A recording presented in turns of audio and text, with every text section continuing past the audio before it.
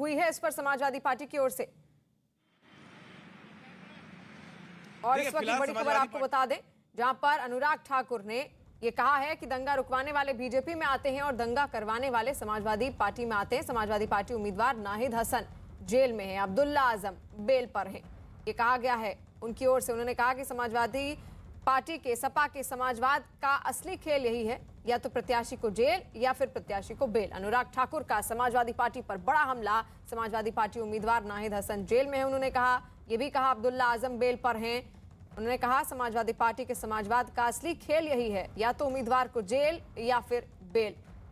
उन्होंने सीधा हमला बोला है समाजवादी पार्टी पर, और साथ साथ ये भी कहा है कि दंगा करवाने वाले समाजवादी पार्टी का हिस्सा बनते हैं और दंगा रुकवाने वाले भाजपा में शामिल होते हैं। अमित लगातार हमारे साथ लाइव जुड़े हुए हैं। अमित, अभी तक क्या कुछ प्रतिक्रिया इस बयान पर समाजवादी पार्टी की ओर से आई है?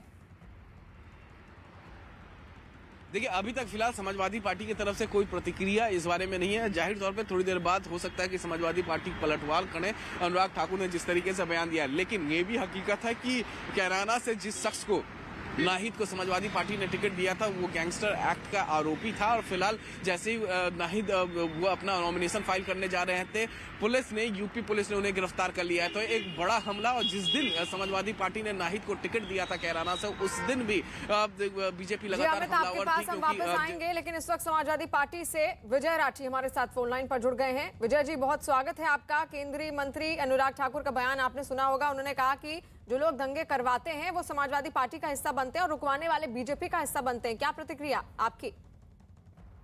देखिए, ऐसा है, जो अनुराग जी बोल रहे हैं सरासर गलत है। मैं ये बता दूं, जो जितना बड़ा दंगाई वो उतना बड़ा भाजपाई। ये दंगाई तो है जिन्होंने आज सरकार बनाई है। ये दंगाई तो बैठे हैं अभी सरदना विधानसभा से, जो मेरठ की सीट है उसमें दंगे का ही तो आरोपी है संगीत सोम, जिसको टिकट दिया है दोबारा। वो संगीत सोम ही है जिसको उसके पड़ोस के गांव राजधना के लोगों ने मुर्दाबाद किया तो उसने मां बहन की गाली दी जनता को। और मैं तो ये पूछना चाहता हूं अनुराग ठाकुर जी से कि हम अजय टैनी को ढूंढ रहे हैं। अरे भाई, कहाँ छुपा रखा उसको अमित शाह, जो खुद एक बहुत बड़े, कितने मुकदमे उन पे रहे, योगी जी पे कितने मुकदमे रहे दंगा भड़काने के, केशव प्रसाद मौर्य जी पे मुकदमे हैं। भाई, हम लोग तो ऐसे को ढूंढ रहे हैं जो बाहुबली क्रिकेट खेल रहे हैं।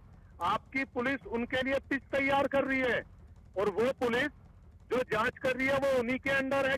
ये जो अजय टैनी जी हैं, जो मिनिस्टर ऑफ स्टेट है, केंद्रीय गृह राज्य मंत्री है, जिनके बेटे ने किसानों पे गाड़ियां चढ़ा दी, वो इनको दिखाई नहीं देता। दरअसल में ये सारा जो नैरेटिव है, ये मुद्दों से भटकाने के लिए है। जो नाहिद हसन की बात की है आपने, तो नाहिद हसन के पिताजी एमपी रहे, उनकी माताजी एमपी रही।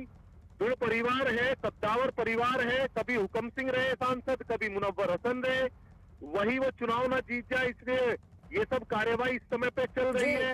अभी स्वामी प्रसाद मौर्य जी का भी आपने देखा होगा वारंट। जी विजय राठी जी, तो यहाँ पर देखिए आरोप प्रत्यारोप का सिलसिला शुरू हो चुका है। अनुराग ठाकुर ने ये साफ कहा है कि समाजवादी पार्टी उम्मीदवार नाहिद हसन जेल में है, या तो उनके प्रत्याशी जेल में होते हैं या फिर बेल पर होते हैं। अमित सिंह लगातार हमारे साथ जुड़े हुए हैं।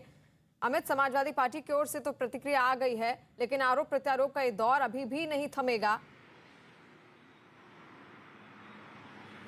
जी हाँ, बिल्कुल शिवानी, आरोप प्रत्यारोप का जो ये दौर है, ये दौर लगातार जारी रहेगा और 10 मार्च तक ये आरोप प्रत्यारोप का दौर लगातार जारी रहेगा, जब तक चुनावी नतीजे नहीं आ जाते। चुनावी नतीजे आने के बाद भी जाहिर तौर पे इसी तरीके से आरोप प्रत्यारोप का दौर जारी भी रह सकता है।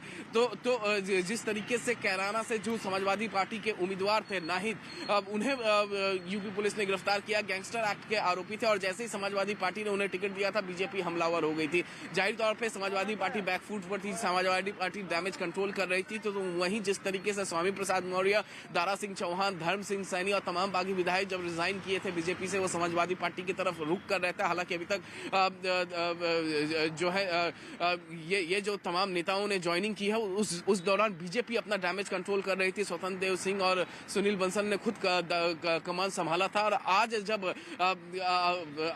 जब पूर्व पुलिस कमिश्नर की ज्वाइनिंग हुई है कानपुर के तब अनुराग ठाकुर ने बड़ा हमला किया है समाजवादी पार्टी पर और सीधे सीधे कहा है कि जो लोग दंगा करवाते हैं वो समाजवादी पार्टी का दामन थामते हैं। अनुराग ठाकुर का ये बड़ा बयान है, बड़ा हमला कहा जा सकता है इसको समाजवादी पार्टी के ऊपर, जहां पर उन्होंने साफ कहा है कि दंगा करवाने वाले समाजवादी पार्टी में शामिल होते हैं और दंगा रुकवाने वाले वो बीजेपी का हिस्सा बनते हैं। और 5 राज्यों